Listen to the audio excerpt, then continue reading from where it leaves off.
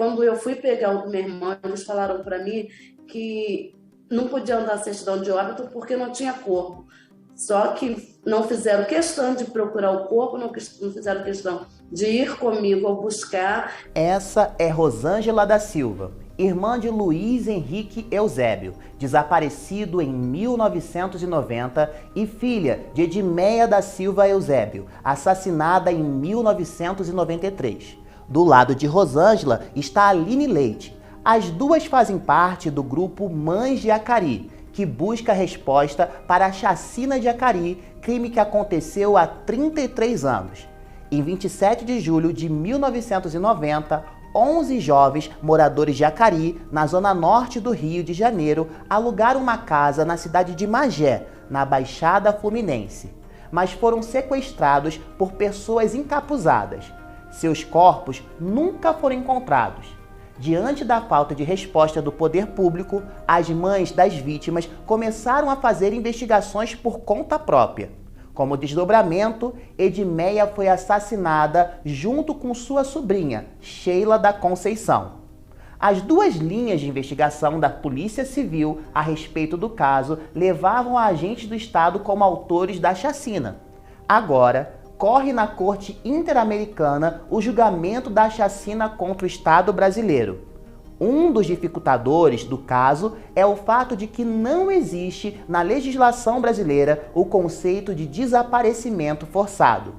De acordo com a Comissão Interamericana de Direitos Humanos, essa tipificação ocorre quando há privação de liberdade praticada por agentes do Estado. Dentro de um conjunto com duas partes, a primeira exatamente essa. Existe toda uma normativa que manda o Estado brasileiro tipificar a conduta de desaparecimento forçada.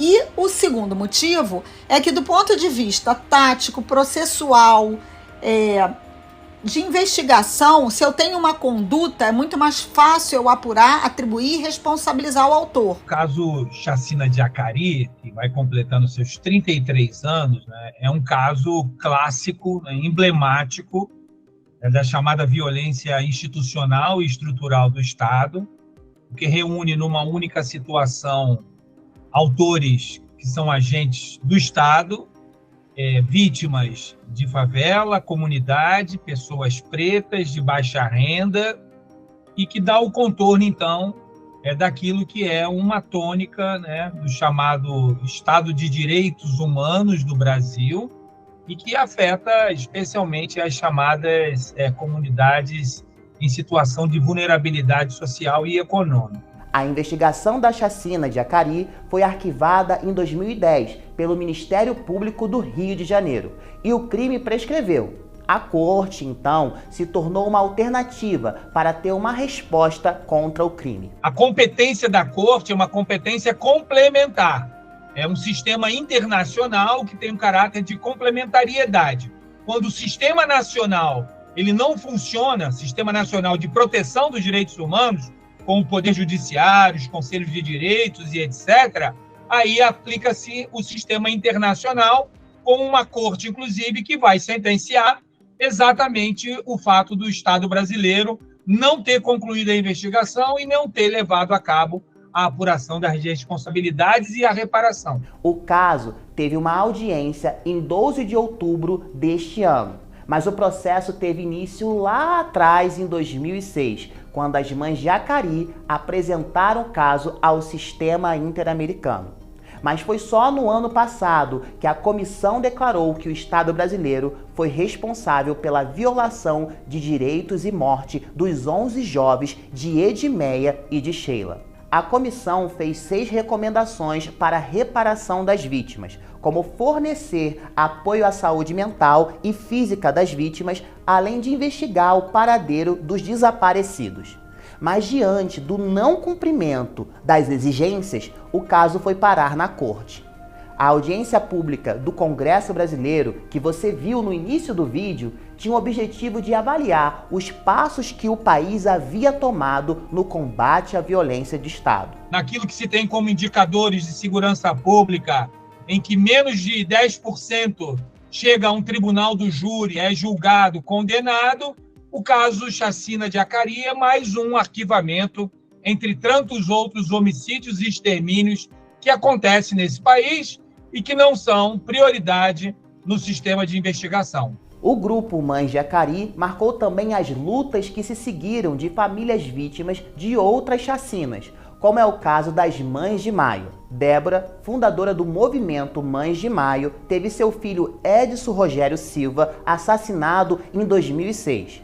Após um dia de trabalho, o gari foi na casa de sua mãe para buscar uma amoxicilina por causa de uma cirurgia nos dentes.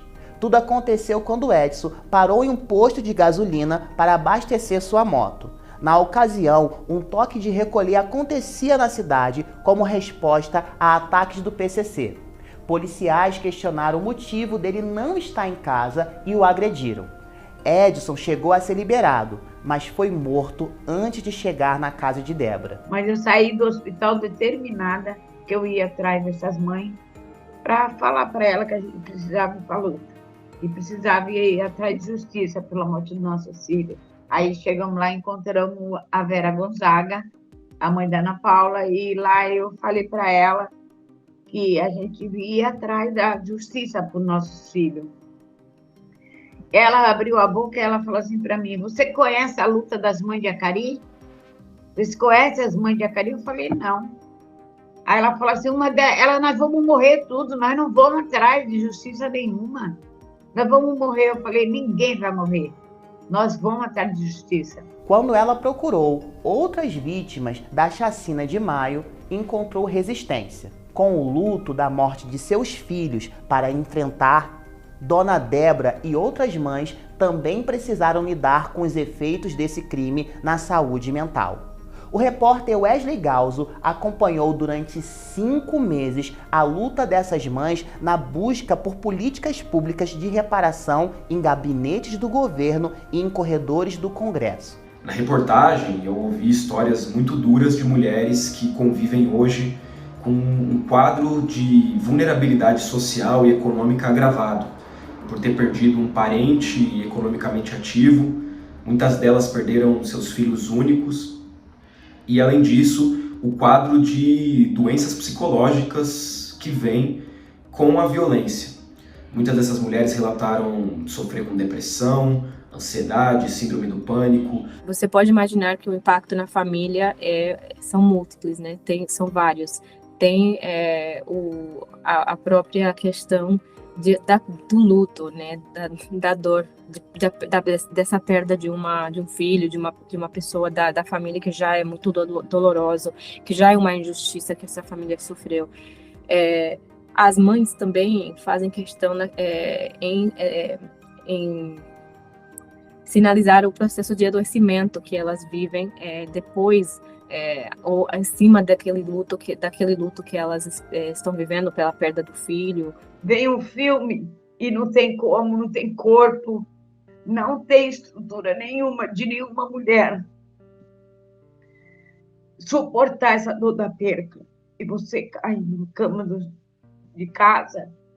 Eu estava morrendo até que meu marido pegou e me tirou, junto com o irmão dele, me levou para o hospital. E a gente fomos perdendo uma aqui, outra ali, outra lá. Das Mães de Maio, dos crimes de Maio, a gente perdemos Rita de Cássia, Maria Pureza, Vera Lúcia Gonzaga, Maria Aparecida. Atualmente, tramita o PL das Mães de Maio, de autoria do deputado federal Orlando Silva, do PCdoB. A proposta é que se ofereça apoio jurídico, financeiro, psicológico e médico para os familiares dos jovens mortos pelo Estado. Enquanto o ministro da Justiça, Flávio Dino, conversou com as Mães de Maio e outros movimentos sociais com o mesmo perfil no Palácio da Justiça, em Brasília. As mães reclamaram sobre a falta de ações do Ministério Público, de juízes e governantes do Estado na reparação e enfrentamento à violência do Estado. No âmbito do governo federal, a gente vê que houve uma sinalização do Ministério da Justiça de estruturar um programa de amparo a essas mulheres, mas na prática ainda se dá de maneira muito episódica, ainda se dá de maneira muito pontual, com alguns repasses financeiros a estados que estão com crises de segurança pública mais agravadas, como a Bahia. Enquanto ações efetivas não acontecem, Dona Débora e outras mães seguem na luta contra o racismo estrutural por uma parte dos agentes de segurança pública. A gente tem um Estado genocida que mata sua população negra, a maioria jovens do sexo masculino, de pouca escolaridade, moradores de favela de periferia. Então, essa cultura da morte implantada pelo Estado brasileiro pós abolição é a marca do assassinato do meu filho.